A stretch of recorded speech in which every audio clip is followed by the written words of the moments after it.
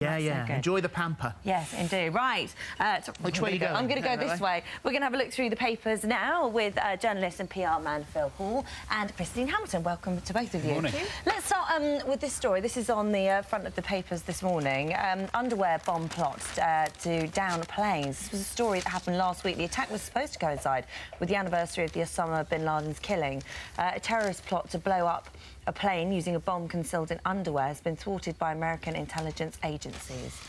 Well, first, we've got to be thankful that they did foil it. Yes, absolutely. I heard one of the American intelligence agency talking on the radio this morning. They're saying that because of security at airports, it's now become very, very difficult for these bombers to make machines that work. You know, so we should be grateful for that as well. It's much more difficult. But anybody who was in London this weekend would be aware that how acute the terrorist threat is at the moment. We saw bombers going across, fighters going across the skies, all rehearsing for the Olympic Games. So a really current issue. Well, they're saying that this is a more sophisticated version of the failed underwear bomb that it was sewn into the underwear of the Nigerian guy who tried and failed to set it off over Detroit on Christmas Day in 2009. This has no metal parts and probably wouldn't have been detected by airport security. Well, that's the worrying thing, isn't it? And just at the same time, when you have everybody complaining about the long queues at Heathrow, you get this is the other side of the coin. Yes. We've got to be on our guard. I remember when the Brighton bomb went off, the IRA very chillingly said, "You, that's the general mass of law-abiding people, you have to be lucky every time. We only have to be lucky once." And that's the chilling fact. They've only got to get one through, however many we find. And it looks like this was thwarted because of intelligence, because the device was, they swooped to seize device in Yemen before the plan could be set into motion. So this was right at the beginning of the The network of intelligence these days is so sophisticated across the internet, between forces. This is one subject that all forces cooperate with. It doesn't matter what country you're in. Yeah. The only way really to find something like that is with these either the sort of X-ray body searches, which that's right. Remember how much we kicked off when those things first came in. I think that's intrusive, but if you can't find it through metal, how else do you find these things? Yeah. No, well, if it prevents something like that, then I have to say I'm all for it. Right, let's. This is the story I think that is going to develop into something very worrying, and that is the fact that Sarkozy has been kicked out of France, and you have Hollande now, who's the new guy in charge. He's the man who says that he's against austerity. In Greece, they can't form a government over in Greece. They've all voted against austerity. Given the chance, probably every country going to the polls would vote against austerity. What do you want, cuts or no cuts? Or I'll go for the no cuts, thanks very much. Well, that's the trouble, isn't it? That the economic timetable is always out of kilter with somebody's political timetable, and everybody's got elections at the different time in Europe, which is one reason for some of the major tensions, because you've always got somebody who's actually got their eye on the short-term polls rather than the long-term economic. Well, the media, the papers are saying this morning that David Cameron's having some problems, which obviously we're all aware of. But I think Monsieur Hollande will prove to be a great benefactor for David Cameron, because quite clearly, if they abandon austerity, I mean, he's talking about increasing tax up to 75% for the highest income earners.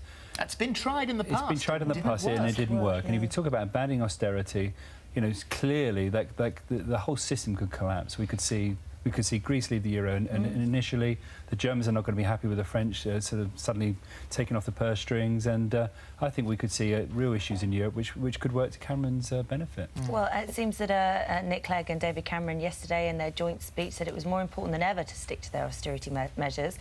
Today's paper's already dubbing the appearance as the love-in. They can't really do it. It's like going back to the same hotel where you had your honeymoon, isn't it, when you're on the verge of a divorce, which is what these two are. I mean, the gritted teeth that is going on. I know, but I love it. They're trying. It's like they're going to start having date nights, just to kind of, you know, get things back on track, relationship counselling. That's right. This is a tragic story, and the poor Hannah Thomas-Jones, who's 14, died after breathing toxic fumes on a camping trip out with the family, and they had the smouldering barbecue left in the tent overnight. It's reported that it might have been to keep them warm, and with a mum, a dad, and a brother, and her family. There's a real trend for camping holidays at the moment. It's become really fashionable again. A great bonding holiday, I think people are saying. Cut back to the more simple staycations, and there was a case only a month ago of a little girl in a similar circumstance in New Forest, and what a terrible thing to go, and also to live with for the rest of their lives, because that family were all together and only one person died. You know, the Maybe ones that survived are going to suffer legislation that says when you check into a campsite, you know, because often you'll pay for your electricity and you sort of plug yourself in and say, right, OK, well, you check in, this is the how much it's going to cost you for your stay, and here is your carbon monoxide detector. I don't think personally that I was aware that these little disposable charcoal barbecues gave off. No. I mean, I'm naive maybe, but I didn't know that. Anything that burns does. Well, everything that burns does, but I hadn't sort of thought that through, and apparently it goes on giving out the fumes until it's completely cold. I didn't know that either. No. And also, you'd have thought within a tent as well, it's not exactly an airtight. You'd think that. Yes, I mean, obviously, if anything, it raises awareness for this, and that people going on camping holidays in future will be obviously a lot more. Well, our thoughts are with Hannah's family and friends. A terrible story. Drunken Cambridge students partied in a public park on Sunday. They were sick, they had fights and simulated sex on Jesus Green for their annual Caesarean Sunday party, named after Julius Caesar. It's not the pregnancy delivery method. And so apparently this is the long-standing thing. This is a tradition that's been going on for years, but the locals were offended.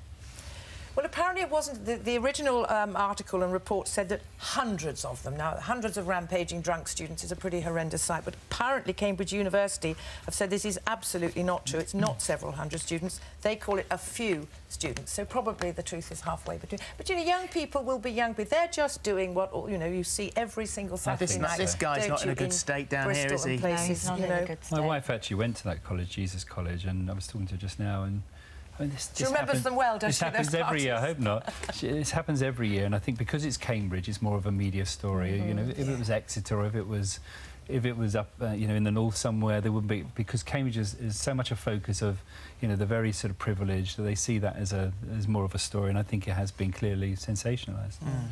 And finally, young, weren't they? Did you see the big moon? And not if you're in the southeast. Look at that. That's in Rio. This is the supermoon. We've also got it in Auckland, I think, as well. That's one of the other ones. That's Greece. There's the moon in Greece. Unfortunately, our weather meant we didn't see it, which is a great shame, isn't it? Look at that, amazing! It's like a Spielberg movie, isn't it? Doesn't it? It happens. It's a perigee full moon. It happens when the moon travels closest to the Earth, and it's elliptical orbit. Isn't the joy of the internet? You'll be able to see those pictures all over it. We didn't see it because of our weather. How many screensavers there will be? The birth of a million screensavers. I want to stick up for British weather. I know now is not the time to do it, but without our weather, we wouldn't have our wonderful seasons. We wouldn't have our beautiful green countryside. Yes, we wouldn't have our hosepipe ban. No, we wouldn't. But you know what? It would be so miserable. You know, I wouldn't want to live in perpetual sunshine all the time. No, fair enough. Sorry. Fair enough. I'm going to get some angry stuff on Twitter now, aren't I? There you go. Thank you both very much. I'm just thinking about living in perpetual sunshine. That's quite nice, isn't it? It's not too hard to imagine. Thank you. Right, just a quick word about a show.